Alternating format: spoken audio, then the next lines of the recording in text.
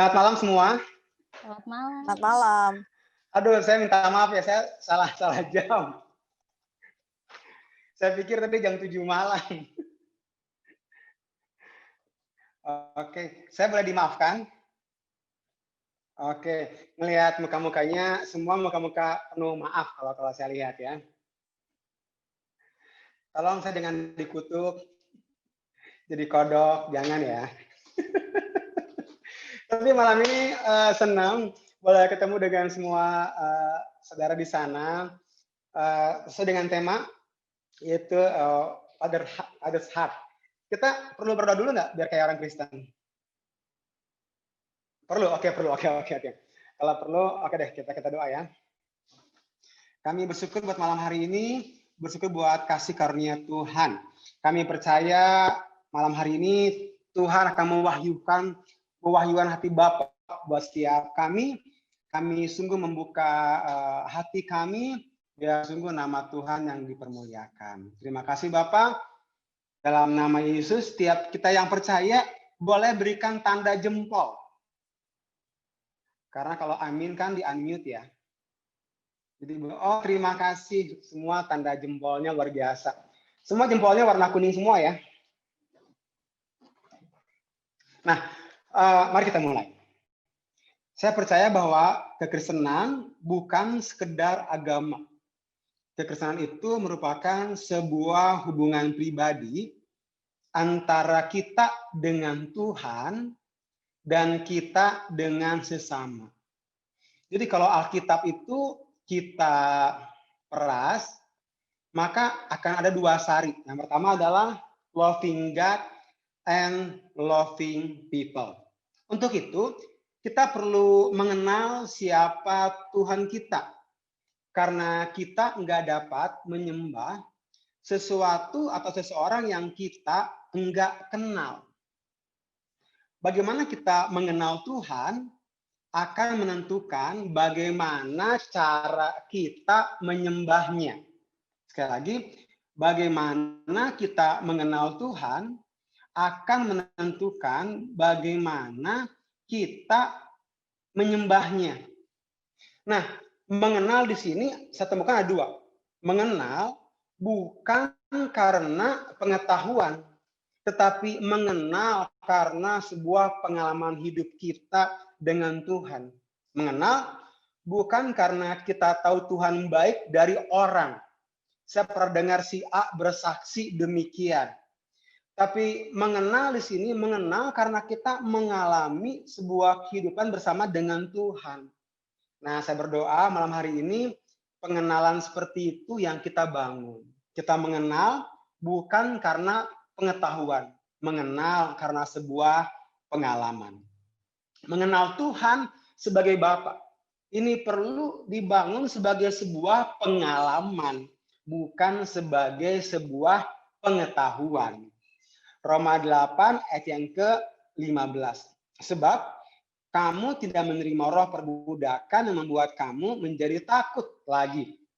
Tetapi kamu telah menerima roh yang menjadikan kamu anak Allah. Oleh roh itu kita berseru, ya Aba, ya Bapa. Paulus sedang menuliskan sebuah hal sangat penting. Bahwa mengenal bukan karena pengetahuan. Mengenal karena sebuah pengalaman kita dengan Tuhan. Banyak orang membayangkan Tuhan seperti apa? Saya nggak tahu. Kalau saya dengar atau saya sebutkan kata Tuhan, apa yang kita bayangkan? Mungkin ada yang membayangkan, wah Tuhan itu galak. Tuhan itu kejam, dia itu penghukum. Atau orang yang nggak sabar Tuhan itu. Nah, seperti apa kita mengenal Tuhan akan menentukan seperti apa kita menyembah Tuhan. Kita tahu penyembahan bukan sekedar lagu yang kita naikkan. Penyembahan adalah hidup kita sehari-hari. Hidup kita adalah penyembahan kita. Itu yang saya sangat percaya. Nah, Tuhan itu rindu memperkenalkan dirinya sebagai Bapa yang baik. Bahkan kalau kita melihat sepanjang perjalanan Yesus di bumi, semua yang dilakukannya bertujuan untuk memperkenalkan kita kepada Bapa di sorga. Yohanes 14 ayat yang ke-6. Kata Yesus padanya, "Akulah jalan, kebenaran, dan hidup. Tidak ada seorang pun yang datang kepadaku melalui aku." Jadi saya lihat Tuhan Yesus itu sebagai jembatan antara kita dan Bapa di sorga. Dia menjadi penghubung antara kita dan Bapa di sorga. Nah, sebentar, saya minum dulu, haus.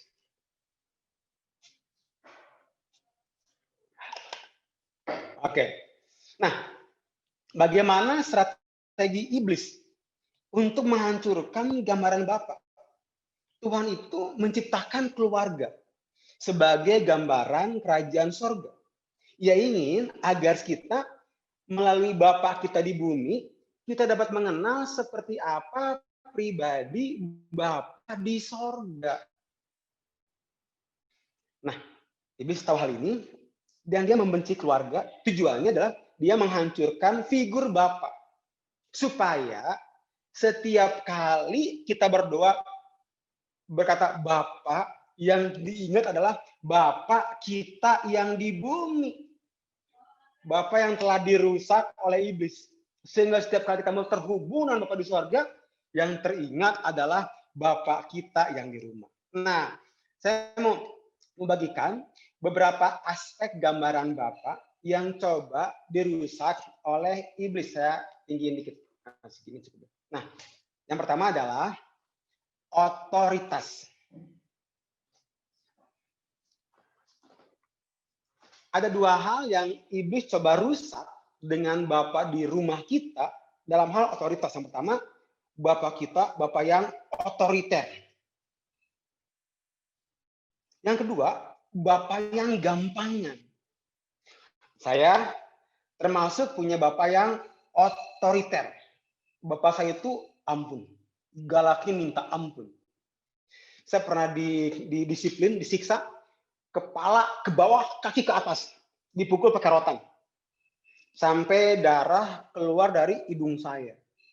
Dan itu sangat melukai saya dan membekas buat saya. Sampai hari ini pun saya masih ingat kejadian itu. Akibatnya, karena Bapak saya otoriter, saya jadi pribadi yang sangat menentang yang namanya otoritas. Bahkan, dulu saya sempat membuat ICC perjuangan. Saya membuat gereja baru.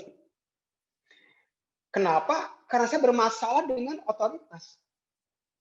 Rumah saya itu dulu kecil, di pinggir jalan, di pinggir gang. Kalau bapak saya jalan, itu hadiratnya udah kerasa. Semua di rumah langsung diem. Karena kalau bapak saya datang, cuma satu kata, diam. Semua diam ya, diam. Itu yang teringat. Jadi begitu bunyi telapak kaki, hadiratnya mencekam. Sukacita hilang. Langsung semua terdiam. Tapi itu bapak saya, dia sangat otoriter karena dia punya background seorang tentara. Tapi ada hal yang kedua tentang otoritas itu, bapak yang gampangan. Seperti apa sih bapak yang gampangan? Pak, saya nggak naik kelas, gampang, beli rapot. Pak, saya menghamili anak orang, gampang, nikahin aja. Pak, tetangga sebelah mukul saya pakai batu, nih golok, serang lagi. Nah itu bapak yang gampangan. Akibatnya, bapak yang gampangan ini kita sulit sekali menghargai. Apalagi menghargai hadirat Tuhan. Saya dulu sebagai pembina anak muda, satu kali saya lagi penyembahan. Saya lihat ke kiri, ada seorang anak muda bersender di belakang. Sambil makan permen karet. Terus dia tiup, mengembang, tok, bunyi kena muka. Diambil lagi, dimakan lagi. Dia makan, dia tiup lagi.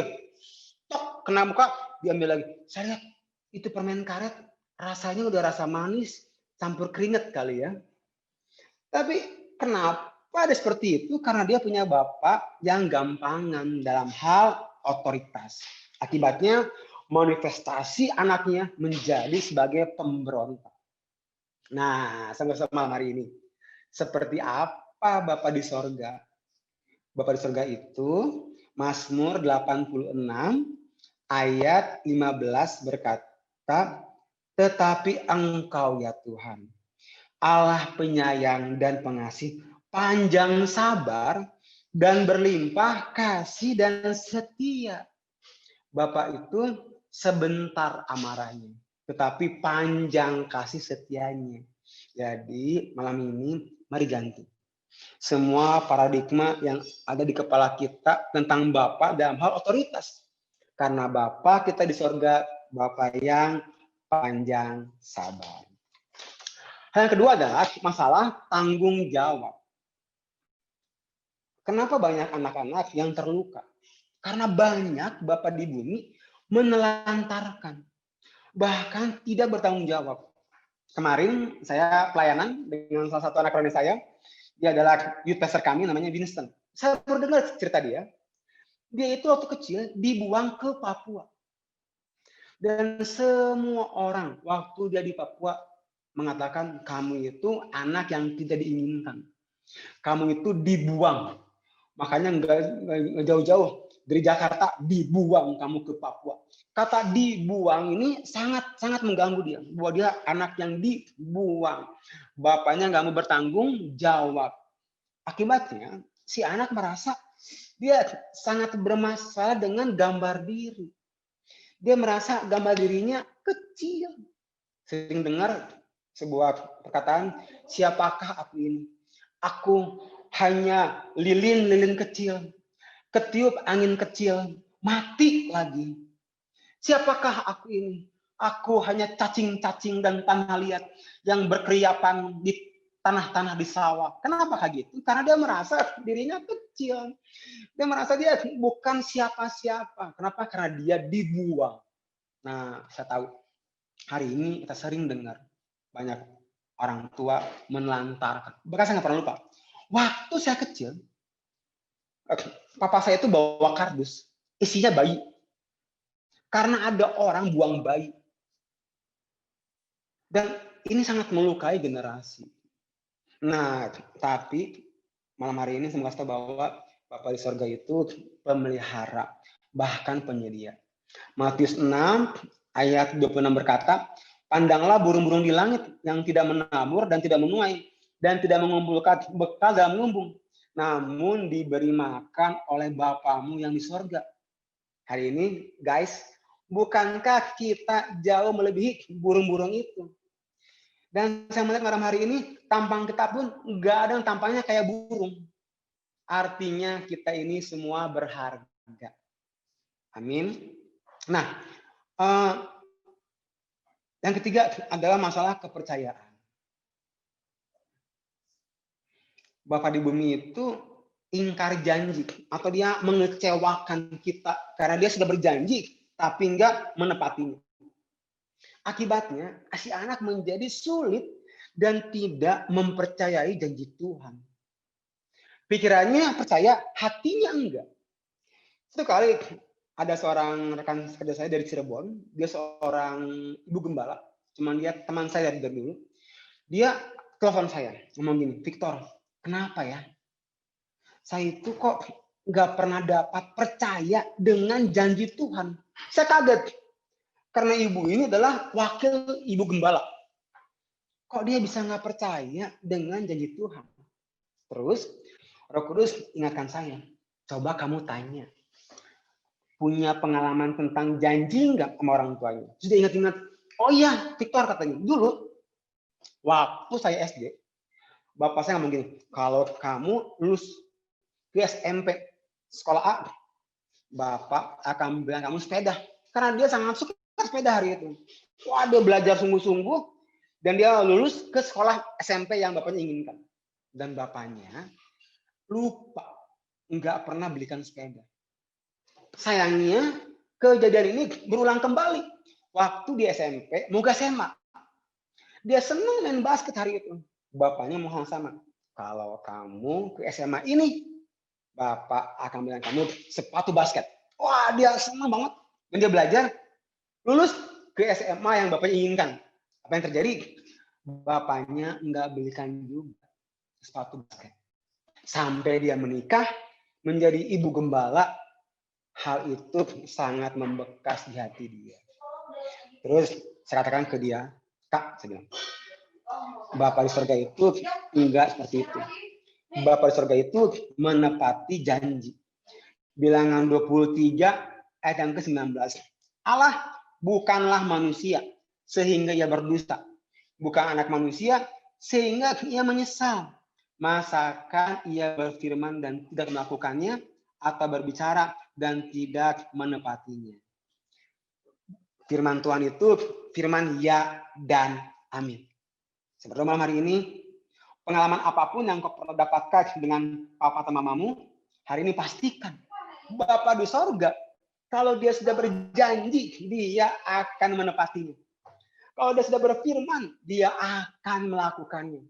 Gak ada satu janji Tuhan pun yang akan gugur dalam hidup kita. Yang keempat adalah masalah apresiasi. Saya tahu kita tinggal di negara Asia, di mana Bapak di bumi itu punya prinsip gini, sama anak, kalau salah, marahin. Kalau nilai rapotnya jelek, nilai kuliahnya jelek, marahin. Malah kalau marahnya itu orang tua suka ada session ya. Session pagi-pagi, lagi breakfast. Session makan siang, lagi makan. Bahkan ada sesi coffee break, berlanjut. Setelah coffee break, makan malam, dilanjut lagi persidangan. Mengapa kuliahnya jelek? Nah, tapi orang tua biasanya gini, sama anak, kalau salah marahin. Kalau bagus, jangan dipuji. Nanti ngelunjak. Akibatnya, orang-anak di Asia kurang mendapat apresiasi. Nah, apa akibatnya? Anak menjadi minder. Bahkan caper, cari perhatian. Bahkan yang bahayanya, bagi perempuan-perempuan yang belum pulih, ketemu pria. Namanya kan pria ya. Kalau lagi pacaran, mulutnya songong banget kan ya mulutnya. Penuh dengan kata-kata puitis. Oh, mentariku. Kamu seperti matahari di pagi hari. Kamu seperti rembulan yang nggak pernah terkeduk. Aduh tuh laki-laki ya. Kalau lagi ngejar perempuan ya. Mulutnya gombalnya setengah mati. Nah, kalau perempuan itu nggak kuat, nggak tenang, dia akan terkewer-kewer. Dia akan seperti malam hari ini, setiap perempuan dipulihkan. Karena setiap kita berharga. Kita itu berharga. Masih ingat nggak cerita anak yang hilang? Waktu anak yang hilang ini tinggal di kandang babi, pasti baunya babi banget. Pasti parfumnya dia kena parfum babi banget. Saksang semua pasti. Baunya bau panggang. Ya. Ini parfumnya pasti parfum panggang. Ya. Parfum siagian lah. Pastilah. Karena kan dia tinggal di kandang babi. Dia sekos sama babi. Dia sekamar sama babi. Dia sharing sama babi. Dia ngobrol-ngobrol sama babi. Pasti baunya babi banget. Mukanya kayak babi tapi. Pasti. Kenapa? Karena emang seperti itu. Tapi yang luar biasa. Masih ingat ceritanya? Waktu bapaknya ngelihat anaknya, menurut komentar Bible, bapaknya itu katanya lagi di tanggul. Karena dia orang kaya. Waktu ngeliat anaknya, bapaknya langsung berlari. Waktu ketemu, langsung dia peluk anaknya. Enggak gini. Waktu berlari, pas mau peluk, langsung, gila, lu bau babi banget lu ya. Nggak gitu. Bapaknya nggak tutup hidung. Waktu bapaknya ngeliat anaknya, langsung dipeluk. Enggak bilang gini, gila lu bau banget lu ya, bau bangke. Enggak gitu. Nggak bilang bau babi, bau bangke. Enggak. Langsung anaknya dipeluk, dikenakan cincin, masih ingat? Dikenakan jubah, bahkan dikenakan kasut. Bahkan bapaknya langsung bikin kambing guling. Kenapa? Dia berharga. Hari ini saya nggak ngerti. Apapun yang pernah kita alami, saya bilang gini, Bapak di sorga itu menghargai kita. Saya itu orang yang paling minder banget. Lihat ya, kan gigi saya tuh nih nongol ke depan. Ya. Jadi dulu orang itu nggak manggil saya Victor, tapi Gino. Artinya gigi nongol. Saya sangat malu banget. Dulu saya kalau foto nggak pernah mau senyum. Orang bilang Victor, cheese, senyum, karena saya malu. Kalau saya senyum, gigi saya akan mengalahkan blitz-nya kamera. Nanti fotonya gagal. Tapi saya tahu Tuhan itu menghargai saya, mengasihi saya apa adanya. Yang kelima adalah disiplin. Bapak di bumi terlalu keras, menghukum bahkan memukul. Akibatnya banyak anak itu kepahitan, tawar hati. Satu kali saya pernah melayani satu orang anak, dia seorang dokter gigi sekarang. Kami bikin sebuah retret pemulihan seperti itu, dan sampai jam 2 pagi anak ini manifest terus, nggak lepas-lepas, manifest terus, nggak lepas-lepas. Akhirnya jam 2 pagi saya bangunin, kak, tolong bangun nggak? Kenapa? Ini ada satu anak kak, belum mengalami kelepasan. Hah? Pas saya bangun, bener masih teriak-teriak. Terus saya tanya, saya sadarkan, kamu ada masalah nggak dengan bapak kamu? Iya kak, katanya. Kenapa? Saya bilang, dulu kak, waktu saya kecil, saya tuh didisiplin. Disiplinnya itu sampai melukai saya. Saya tanya, kamu kelas berapa? Oh, saya waktu itu kak, kelas 1 SD. Saya tanya, seperti apa disiplinnya? Gini kak, katanya. Bapak saya itu punya toko kelontong. Satu kali, ada yang beli minyak kelapa. Waktu dia ambil minyak kelapanya, mau dikasih ke pembeli, minyak kelapanya tumpah. Waktu tumpah, bapaknya marah. Dia ambil batu timbangan. Mungkin ada yang nggak pernah tahu ya, itu dari besi. Buat mengukur timbangan. Lalu, dipukulkan ke tulang keringnya. Sampai dia, Pak, ampun, Pak, ampun. Dia kesakitan. Mas tahu nggak? Bapaknya bawa dia pikir mau dibawa ke tempat tidur. Ternyata dia ditaruh di WC, dikunci. Dia bilang, Pak, ampun, saya bukain pintu, Pak, enggak, dikunci. Sampai jam 12 malam. Bapaknya angkat dia. Dia pikir mau dibawa ke tempat tidur. Ternyata bapaknya bawa dia ke rumah, dibuang ke tengah sawah. Dan sangat melukai dia dengan sangat. Dia sangat terluka. Sampai saking terlukanya, dia memprakarsai supaya bapaknya cerai dengan mamanya. Dia mengomporin mamanya untuk menceraikan papanya.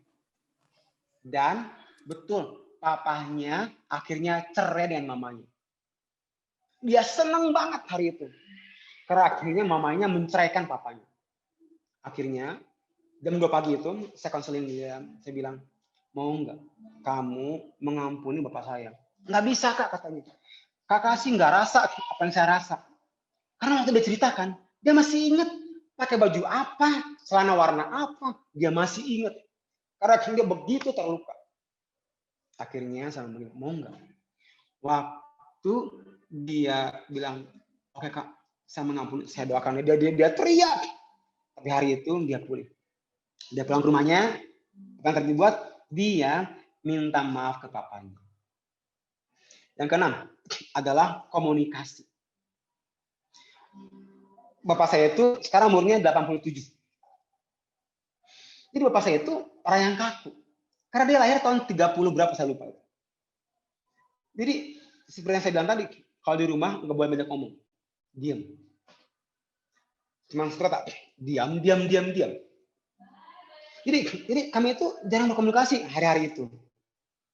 Nah, satu kali saya melayani satu orang anak.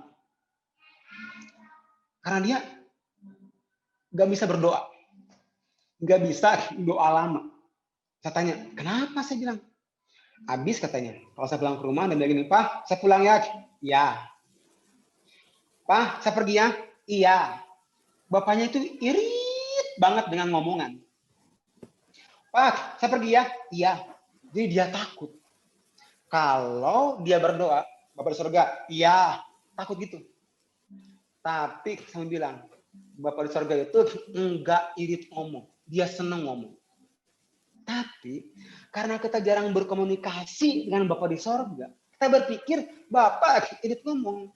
Satu kali sebuah komsel, selesai komsel, kita ada 2 kelompok, si A, si B, si C, si D. Saya berempat di kelompok. Terus akhirnya saya mendoakan si A dari sini, ini dan ini ke sini. Nah, saya bagian terakhir.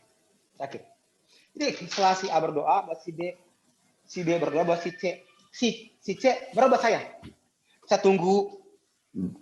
Kok dia nggak doa-doa ya? Saya tunggu. Terus saya buka mata. Dia keringetan. Saya gini. Badannya bergetar. Saya tanya, kenapa, tenang aja. Dibilang, Kak, saya itu nggak bisa berdoa, Kak. Oh, kenapa? Saya bilang, doa itu komunikasi. Iya, Kak, tapi aku nggak bisa ngomong, Kak. Loh, itu ngomong, saya bilang. Nggak bisa, Kak. Saya bilang, oke deh, tenang ya. Minggu depan latihan lagi. Minggu depan, secara ajaib, orang ini satu kelompok lagi sama saya. Terus kita berdoa kelompok lagi. Si A berdoa buat si B buat si C buat saya. Pas dia giliran berdoa buat saya tunggu. Sekarang ada suara. Buatnya gitu, kayak kereta api. Saya bilang, tenang. Saya bilang, kenapa ya? Akhirnya saya konseling dia. Ternyata dia itu hanya ngomong sama bapaknya dalam setahun hanya 2 kali. Hanya begini, Pak, tolong kirimin uang buat bayar uang kuliah. Iya. Dalam setahun dia nggak pernah dapat komunikasi. Hari ini saya mau katakan, Bapa di surga itu senang ngomong dengan kita. Firman-Nya begitu banyak buat kita. Mari punya telinga seperti seorang murid. Yang ketujuh adalah penerimaan. Kita merasa bahwa kasih Bapa di surga itu kasih bersyarat. No, kasih Bapa di surga kasih tanpa syarat. Yang kedelapan adalah pengertian. Kita merasa bahwa orang nggak ada yang mengertiin kita. No. Bapa di sorga melihat kita. Nah, bagaimana caranya untuk kita memiliki yang namanya pemulihan hati Bapa? Saya senang banget dengan tema malam ini. Kenapa kita perlu mengalami pemulihan hati Bapa? Karena kalau pemulihan ini nggak terjadi, kita nggak pernah dapat intim dengan Bapa di sorga. Waktu kita nggak dapat intim dengan Bapa di sorga, kita akan kehilangan kekuatan. Karena waktu kita intim, kita akan punya kekuatan. Karena hanya waktu kita intim, kita akan punya arahan dalam kehidupan. Bahkan hanya waktu kita intim, kita akan mengalami pelipat gandaan. Kita akan punya visi yang baru. Tuhan tambahkan hal yang baru buat kita. Bahkan hanya dengan keintiman, kita akan mengalami keserupaan dengan Bapa di sorga. Bahkan keintiman itu bahan bakar rohani kita. Hurt people will hurt people. Apapun yang generasi di atas kita pernah lakukan, kita harus selesaikan malam hari ini. Apa yang orang tua dulu lakukan buat kita, kita harus berhenti. Jangan sampai kita akan melukai kepada anak kita. Kemudian anak kita akan melukai cucu kita. Cukup berhenti sampai di generasinya kita. Apa artinya Bapak? Aba itu sumber. Itu sebabnya kita perlu intim. Karena kalau kita tidak intim, kita akan kehilangan sumber.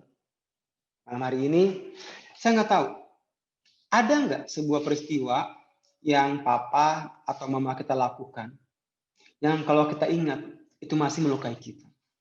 Artinya kita perlu mengampuni. Apa artinya mengampuni? Sekalipun kita ingat peristiwa itu, kita nggak akan luka. Tapi kalau kita masih ingat peristiwa tersebut dan kita terluka, artinya kita belum mengampuni. Bapak saya seorang militer. Waktu saya ikut pelajaran ini, saya pulang ke rumah. Setelah saya mengambil keputusan mengampuni, waktu saya pulang ke rumah, tahu nggak? Setiap kali saya mau pergi, saya peluk bapak saya. Bapak saya itu tentara. Waktu saya peluk, dia kaget. Ini anak kenapa ya? Ini anak kesambat apa ya? Ini anak kayaknya salah makan nih hari ini. Kok tiba-tiba dia peluk saya? Tapi minggu depannya saya peluk lagi. Besoknya saya peluk lagi. Besoknya saya peluk lagi. Peluk lagi dan peluk lagi. Sampai tiba-tiba suatu hari dia angkat tangannya dan dia peluk saya. Itu pertama kali dalam hidup saya, bapak saya memeluk saya. Kenapa? Karena setelah engkau mengampuni, engkau perlu mempraktekkan apa yang sudah kita ampuni. Setelah engkau mengampuni pada seseorang, engkau perlu mempraktekkan kasih kepada orang tersebut. Waktu kita mempraktekkan kasih orang tersebut, akan menyembuhkan luka kita. Bahkan akan menyembuhkan orang tersebut. Malam hari ini, mari kita tundukkan kepala kita. Berapa banyak yang kita rasa kita terluka dengan bapak kita di rumah, dengan perlakuannya, dengan apapun yang dia pernah kerjakan. Tapi malam hari ini mau nggak kita mengambil keputusan untuk kita boleh mengampuni. Kalau ada hal yang diingat malam ini dan engkau masih terluka, engkau perlu mengampuni. Karena hanya waktu kita mengampuni, kita akan kembali ke sumber. Kita akan memiliki kekuatan yang baru. Kita akan punya arahan dalam kehidupan. Kita akan semakin serupa dan segambar dengan Tuhan. Bahkan lebih dari itu, setiap luka yang pernah kita alami oleh orang tua kita harus berhenti di kita. Jangan sampai hurt people, it will hurt people. Jangan sampai luka ini kita bawa ke anak kita, sehingga anak kita akan melukai cucu kita. Bahkan cucu kita akan melukai cucu buyut kita. Malam ini engkau perlu mengambil keputusan. Saya mau mengampuni. Kalau engkau orangnya, engkau boleh taruh tangan kamu di dada. Saya berdoa malam ini Tuhan mengangkat setiap peristiwa demi peristiwa. Tuhan sedang membuka setiap peristiwa demi peristiwa yang melukaimu. Dan setiap kali engkau ingat peristiwa itu, kau katakan, saya mau ampuni. Saya mau mengampuni bapak saya. Saya mau mengampuni mama saya. Kau berkata, saya mau mengampuni. Saya mengampuni. Saya mengampuni. Waktu engkau mengampuni, damai sejahtera mengalir. Sukacita mengalir. Thank you Lord. Kau melihat malam ini Tuhan. Setiap tangan-tangan yang diletakkan di dada mereka malam ini. Aku berdoa sungguh di dalam nama Yesus. Perlakuan apapun yang mereka pernah alami oleh orang tua mereka. Di dalam nama Yesus. Malam ini, dimanapun kau berada. Aku percaya Roh Kudus nggak dibatasi oleh jarak dan waktu. Roh Kudus menjamahmu malam ini. Roh Kudus menyentuhmu malam ini di dalam nama Yesus. Di dalam nama Yesus. Mengangkat setiap luka, setiap pahit dalam nama Yesus. Biar Roh Kudus memenuhi setiap ruang-ruangan yang kosong di hatimu di dalam nama Yesus. Di dalam nama Yesus. Aku berdoa selama malam hari ini, engkau mulai mempraktekkan untuk mengasihi orang yang melukaimu. Mungkin kau boleh memeluk mereka nanti, menelpon mungkin kalau jaraknya jauh. Tapi mari praktekkan kasih pada orang yang telah melukaimu, karena itu akan menyembuhkan dia, akan menyembuhkan engkau. Terima kasih teman hari ini. Hamba percaya, Roh Kudus Engkau nggak terbatas. Berbicara terus buat setiap kami, memulihkan setiap kami. Bahkan nggak berhenti sampai di sini, kami akan menelpon mereka, bilang I love you. Kami akan mengasihi mereka, mungkin memeluk mereka. Tahu nggak apa hal menarik di orang Kristen? Kadang orang Kristen memeluk papahnya, memeluk mamanya. Maaf, waktu papa mamanya sudah di peti mati. Come on, jangan lakukan itu. Kasih mereka waktu engkau melihat masih hidup. Kasih mereka. Kasih mereka. Sebelum terlambat. Terima kasih malam ini. Hamba selesai berbicara, tapi hamba engkau nggak selesai meneruskan pekerjaanmu buat setiap kami. Thank you Lord. Dalam nama Yesus. Amin. Terima kasih semua. Terima kasih. Baik, thank you Pastor. Ya. Sangat-sangat memberkati dan saat Ini ini. anak saya. Hai, bilang hai. Halo. Hai. Rambutnya dicat biar kayak Blackpink katanya. Kekinian ya Pastor. Oke, baik teman-teman. Ya. Sekarang kita buka ruang tanya jawab bagi teman-teman yang mau bertanya malam hari ini. Dipersilakan. Tanpa membuang-buang waktu lagi. Ayo, yang mau bertanya.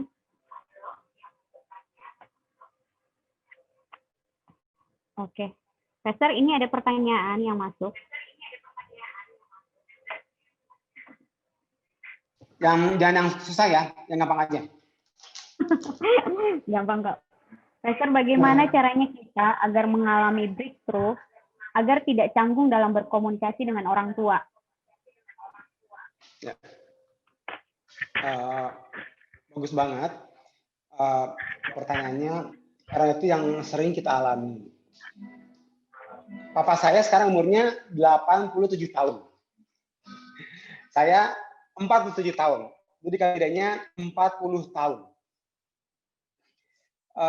Betul nggak mudah buat bicara dengan mereka. Tapi ini yang coba temukan apa yang menjadi hobinya. Jadi saya cari apa yang menjadi hobinya bapak saya. Saya temukan bapak saya itu sukanya baca buku. Jadi apa yang saya buat?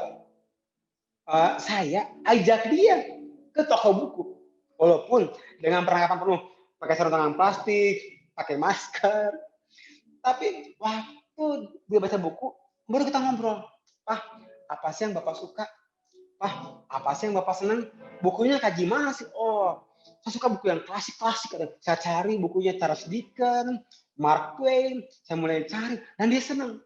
Tadi saya telepon. Pak, gimana bukunya? Wah, bukunya bagus banget. Bapak senang. Nah, jadi kalau bisa, cari jembatan penghubungnya. Supaya ada obrolan yang nyambung. Kan gak mungkin ya, orang tua kita gini. Pak, sama sore, Bapak sehat? Sehat. Saya juga sehat. Bapak, selamat pagi. Bapak udah makan? Belum. Sama dong, Pak. Kita juga belum makan. Kan nggak gitu.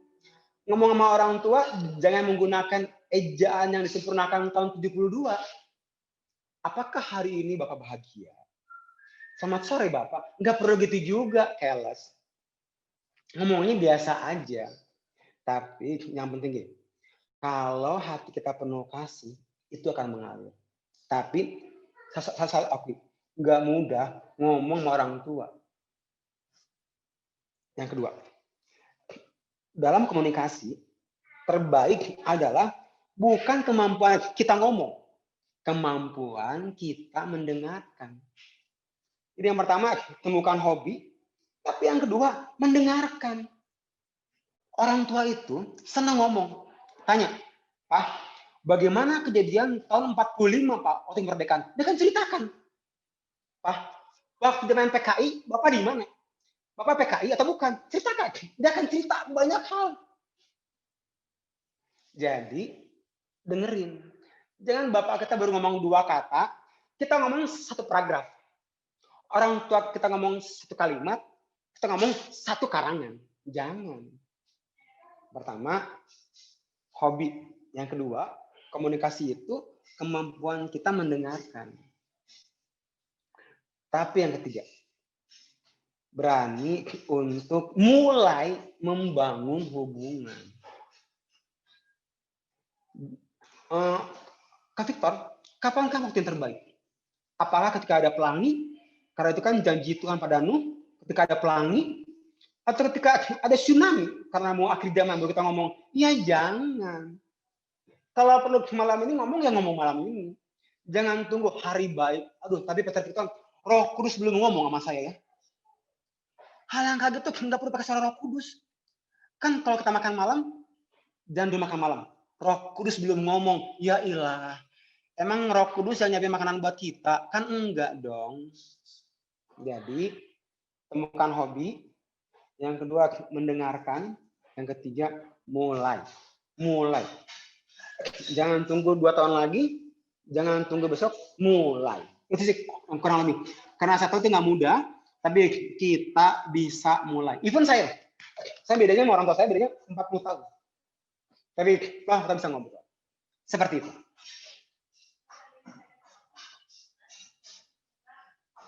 Oke, thank you, Pastor. Ya, thank you. Baik, teman-teman yang lain, ada pertanyaan?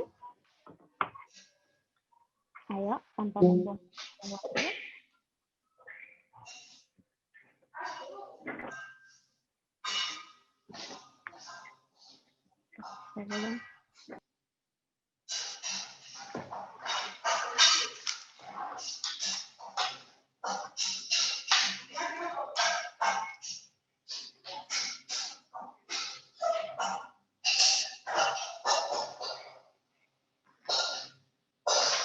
Atau saya yang bertanya. Oh, ada Beni mau nanya. Baik, ada yang mau bertanya? Beni, silakan.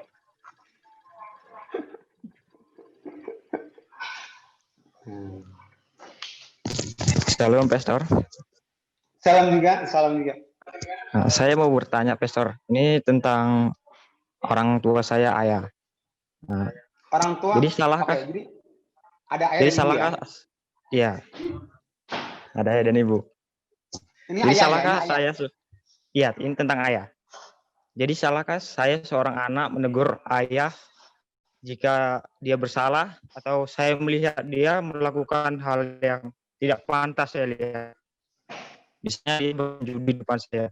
Terus saya mengatakan kepada orang tua saya, gimana ini dia bisa menjadi contoh yang baik? Apakah itu tindakan yang benar atau gimana? Pertanyaannya sangat sulit ya. Itu saja, Pastor. Ya, Pastor. Saya perlu doakan dulu tuh pertanyaannya. Enggak. Thank you, Benny Samuel, buat pertanyaannya. Nah, apa yang perlu kita buat waktu katakanlah orang tua kita melakukan kesalahan. Kalau boleh saran yang pertama, pilih waktu buat kita menyampaikan. Yang kedua, pilih intonasi waktu kita menyampaikannya. Yang ketiga, pilih kata waktu kita menyampaikannya. Kan nggak bisa orang tua, hey, kamu salah ya, nggak bisa gitu. Nanti api neraka menyambar Bapak, nggak bisa gitu. Kalau Bapak nggak bertobat sekarang juga, sekarang apa enggak sama sekali, Pak? Nggak bisa gitu juga. Atau kita bawa kitab firman Tuhan berkata, Pak, nggak bisa gitu juga. Jadi kalau boleh sih, Ben, pilihan kata, pilih waktu, pilih intonasi. Nah, bapak mama saya itu lahir baru oleh Roh Kudus lewat saya. Jadi hari itu kita lagi di meja makan, kita lagi makan, terus saya share soal Yesus ke mereka. Saya bilang, Pak, Ma, mau nggak terima Tuhan Yesus sebagai Tuhan dan Juru Selamat? Tapi waktu saya bicara ke mereka, saya itu enggak menggunakan kata-kata yang kasar. Bapak saya itu dia gereja di gereja Protestan Indonesia bagian barat. Saya bilang, Pak, Bapak itu pindah gereja ya. Jangan di Protestan. Bapak tahu artinya Protestan? Pro setan. Bapak itu pro setan, Pak. Saya nggak bilang gitu ke orang tua saya. Mau dia di GPIB ke di mana? Saya bilang, Pak, mau nggak terima Tuhan Yesus? Jadi saya itu pilih kata, pilih waktu, pilih intonasi. Jadi kurang lebih seperti itu kalau kita ke orang tua. Beda kalau ke anak rohani, atau beda kalau ke orang yang seumuran. Tapi kalau ke orang tua saya pikir pilih kata, pilih waktu, pilih intonasi. Itu menurut saya penting supaya maksud kita bisa baik. Karena saya banyak temukan di generasi ini, maksudnya baik, caranya salah. Coba, kalau saya minum kopi, ini enak dong. Saya minum Starbucks. Cuman kalau kopi ini, saya taruh di pispot. Pispot kan tempat orang pup, terus saya minum kopi, jadi pispot. Kebayang ya. Saya nggak bisa minum kopinya lah. Yang kebayang yang kuning-kuning itu, yang nempel-nempel itu pasti.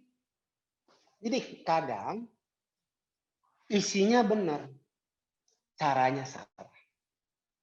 Kadang maksud kita baik, caranya salah. Taruh kopi di tempatnya. Jangan taruh kopi di pispot. Orang pasti enak buat minumnya. Isinya sama-sama kopi. Cuma caranya beda, packagingnya beda. Jadi amazing kalau bisa kasih tahu orang tua, Ben. Tapi tadi pilihan kata, pilihan waktu, dan pilihan intonasi. Thank you, Ben. Pertanyaannya. Semoga membantu. Oke. Thank you, Pastor. Thank you, Benny, untuk pertanyaannya. Semoga menjawab. Baik, teman-teman. Diberikan kesempatan untuk bertanya. Ayo, sama-sama kita belajar. Ada lagi yang ingin bertanya? Diberikan kesempatan.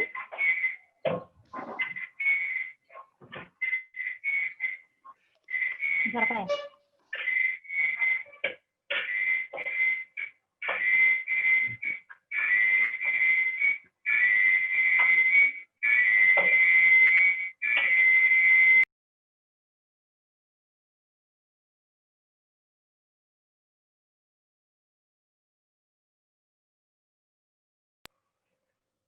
Ya, baik, Pastor. Ini ada pertanyaan.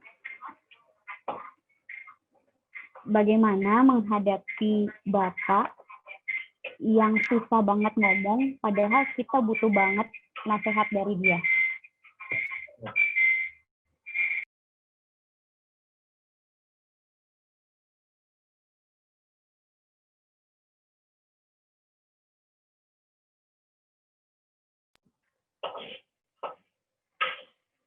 Sorry, Pastor. Di-unmute dulu.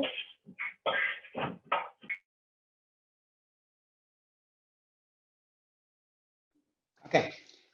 Gimana seorang bapak yang banyak ngomong, tapi kita butuh nasihat dari dia? Gitu ya? Menghadapi Tanyanya. Bapak yang susah ngomong, padahal kita butuh nasihat dari dia. Oke. Bersyukur kalau bapaknya banyak ngomong. Karena yang saya temukan biasanya bapaknya jarang ngomong. Tapi kalau bapaknya banyak ngomong, puji Tuhan. Bapak yang ngeliat itu irit ngomong.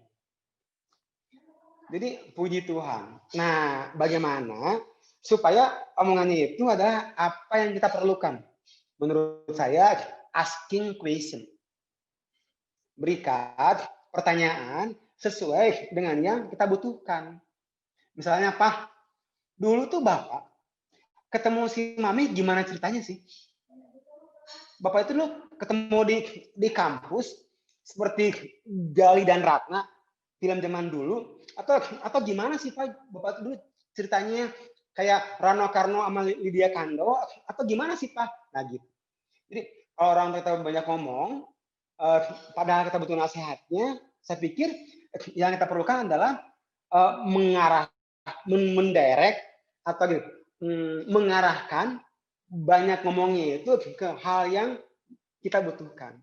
Jadi kalau boleh bantu dengan asking question, tanya pertanyaan. Atau Pak, dulu gimana sih Bapak itu cara ngedidik kita? Kok kita sekarang jadi kayak begini ya? Nggak bener ya? Gimana sih Pak? Gitu.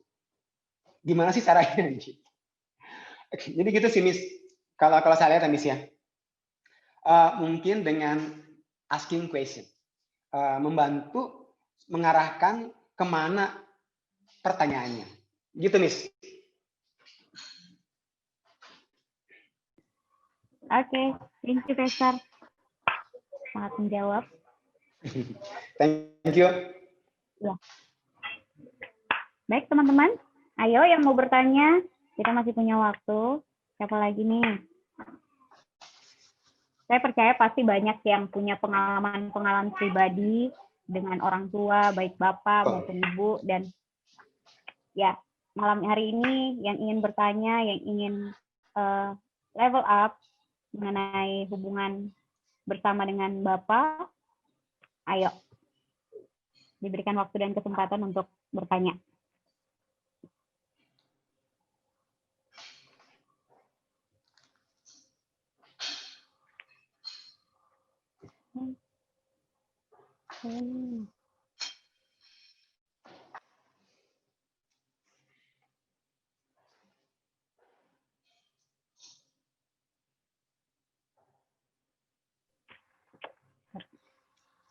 Ayo teman-teman, ada lagi yang mau bertanya? Waktu kita masih ada setengah jam.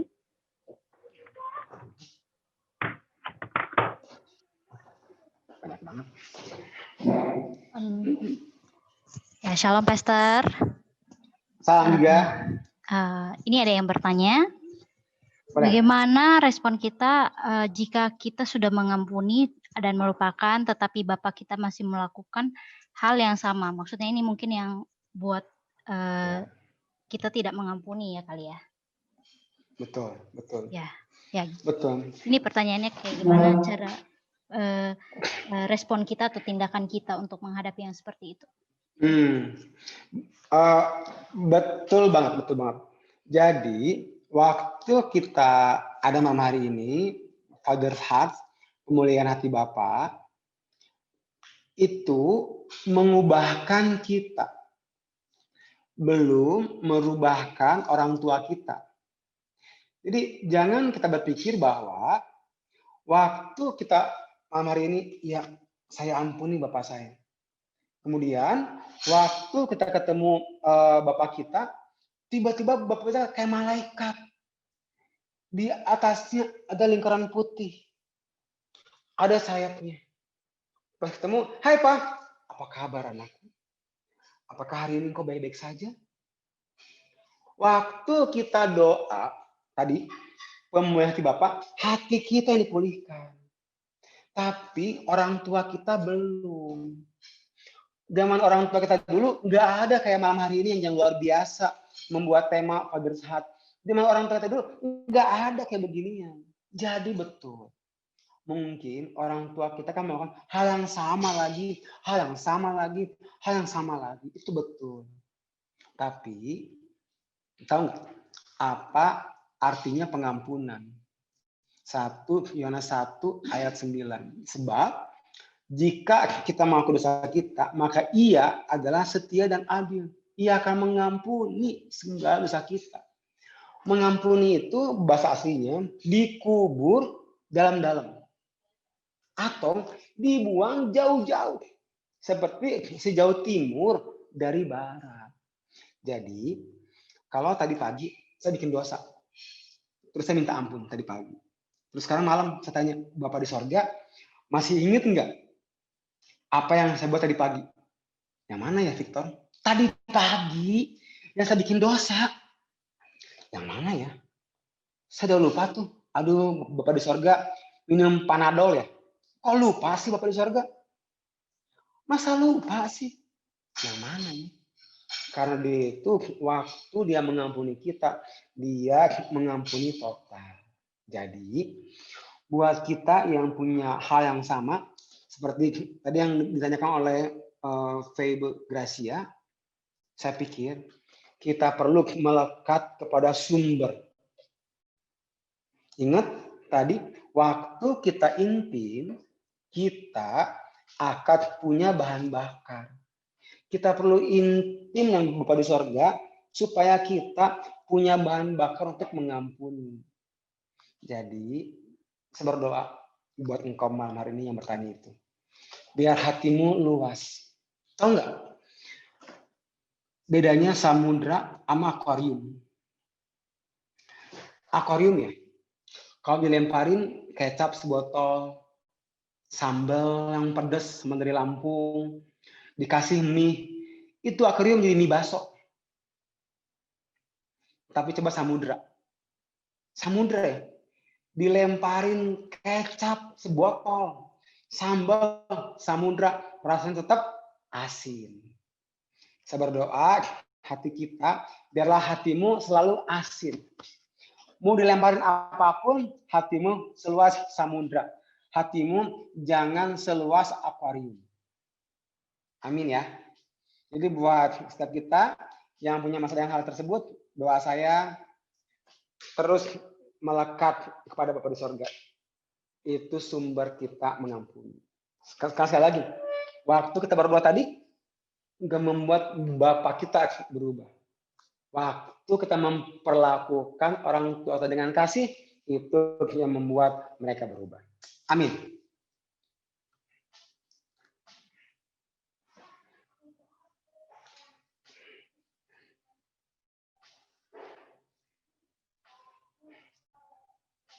Saya pikir oke. Thank you. Thank you, Pastor. Ya, masih ada pertanyaan lagi nih, Pastor. Wah, hebat banget. Oke, boleh. Pastor, gimana agar kita tidak canggung dengan physical touch dari orang tua? Yang nanya kelas berapa ya? Gimana, Pastor? Yang nanyanya kelas berapa? Udah kuliah sih ini, Pastor. Oh, ini pasti perempuan laki-laki ya. Nah, betul. Saya mengerti. Saya punya anak pertama. Dia sekarang kelas 6. Waktu dia kelas 5, dia tuh nggak mau saya peluk lagi. Malu, katanya. Biasanya itu kalau turun dari mobil, pas antar sekolah, saya peluk. Kayak gini, Dedi, kalau Dedi mau peluk Audrey, Dedi peluknya di mobil ya. Jangan di luar mobil. Kan Audrey udah gede. Jadi kamu Dedi peluk sekarang di dalam mobil. Jangan di luar. Kenapa? Dia ngerasa udah gede. Jadi dia ngerasa kayak enggak nyaman karena saya peluk dia. Tapi tau nggak apa yang saya buat? Saya nggak peluk dia di mobil. Di luar baru saya peluk dia. Dia marah-marah. Dedi, kok peluk-peluk di luar? Katanya gitu. Nah, sekali lagi, saya tahu kita kan orang Asia. Benar, nggak mudah buat dipeluk, apalagi buat memeluk. Tapi mau nggak malam hari ini kita buat movement memeluk dan dipeluk. Kita jangan kalah kayak Teletubbies movement. Berpelukan. Masih kan nggak dulu film Teletubbies tuh? Ya, berpelukan. Teletubbies kan buat movement berpelukan. Nah, kita jangan kalah dengan movement Teletubbies. Tadi kan saya cerita, bapak saya itu tentara. Waktu saya peluk begini. Dia ngeliatin saya. Ini anak ngapain ya? Makan apa deh? Cuma saya keep peluk dia. Justru kalau ada orang anak yang mau dipeluk orang tuanya, bersyukur banget. Orang luar, orang di sana nggak dapat pelukan dari bapaknya. Dia mencari pelukan di pria lain. Ya, sama cerita. Tapi ini jangan bilang, ini rahasia. Satu kali, anak kandung saya itu ngajak saya makan. Wah, ngajak saya makan. Waktu makan, tiba-tiba dia ngomong gini, Kak, ini anak saya ini pria ya sekarang. Jadi anak saya ini pria.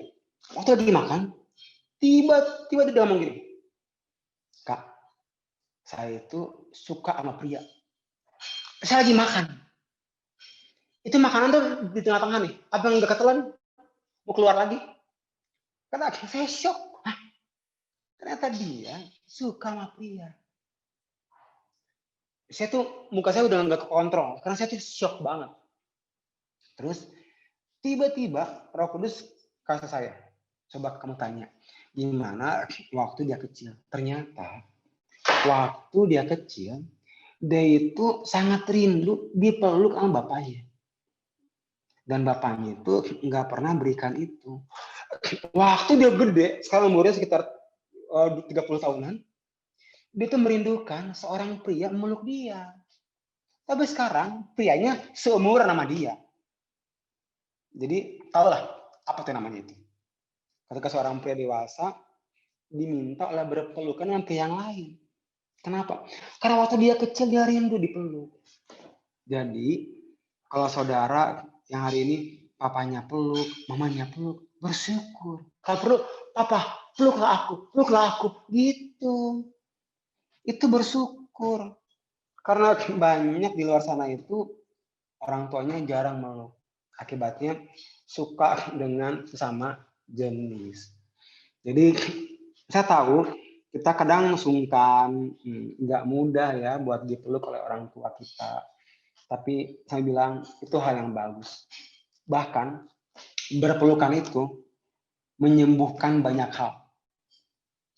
Cuma kan sekarang lagi jaga jarak ya. Jadi kita berpelukan di dalam roh saja. Cuma kalau sama orang tua ya boleh lah. Kan sama orang tua kan serumah ya. Jadi menurut saya nggak ada masalah.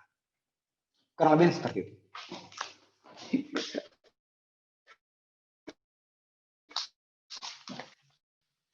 Pastor. Belum kok. Baik, teman-teman ada lagi yang mau bertanya?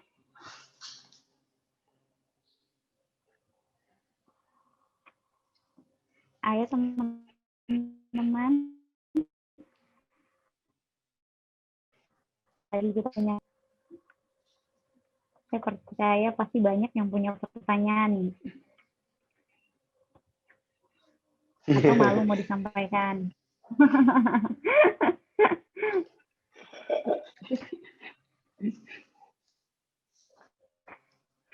Oke, kalau nggak ada lagi, satu lagi ya Pastor ya. Boleh Bang. Pesan Pastor untuk next gen di Balikpapan. Yang pertama, saya senang bisa di-invite di Next Gen Balikpapan. Saya senang banget. Thank God buat teknologi.